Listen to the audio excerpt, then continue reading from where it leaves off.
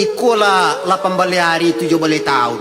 Nang kuruk ko lak jo cegak. Lai kuado ne menjual ubek kuruk. Ubek kuruk na waang tanyo. Naam. Al-kabia dapat korobi dikata hari pegotor balatan. Tanang. Ubek kuruk ko dari jauh ada bawa ke Mamepin. Dari India ni nah. Mudah-mudahan nang lakin ubek panau ko bisuak cegaknya. Ndak panau do ne kuruk. Waang alun tuo lai tupo mo de tuo takahone ko. Jadi dalam setahun barangkali pakai ubek ko ne. 3 kali 5 hari. Terima kasih ne. Mudah-mudahan kau leka batambah kuruk ambo. Waang yang sama nate ya. Orang minta cegak, waang minta sakit batambah. Ya biarlah. Yang sakit kan gue, gitu loh. Masalah buat lo. Ya iyalah, secara lo kan bocor gitu.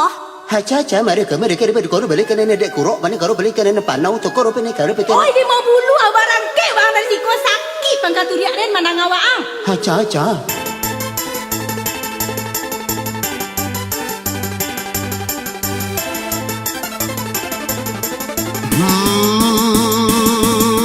Ubek kuruk, daun cangcino. Hai.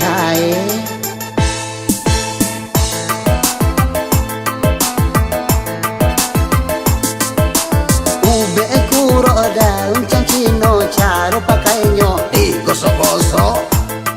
Hai.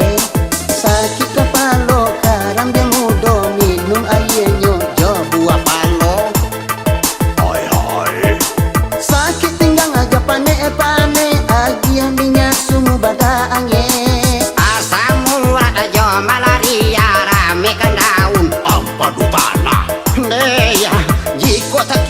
Tumbuhkan bare nanjo si pade agak tigo bongkar sakit mata titikan air daun sirih jani ubek kuruk daun cangcino hai.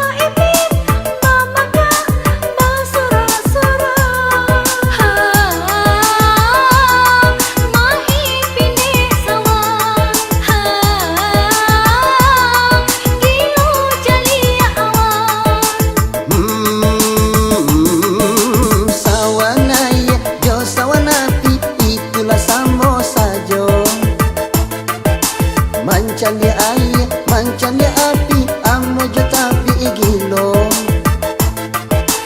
Kalau ikut tiba penyakit dan naik tak tahu ubenya. Sungguh dan naik tahu ube tentang penyakit hanya. Ube kuruk daun cangcino, cara pakainya digosok-gosok.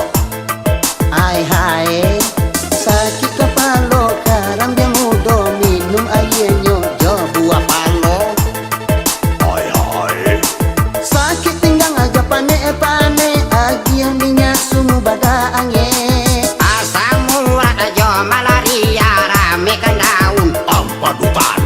Leya jika tak kilia ku buatkan bare nanjo si pade agak tigo bongkar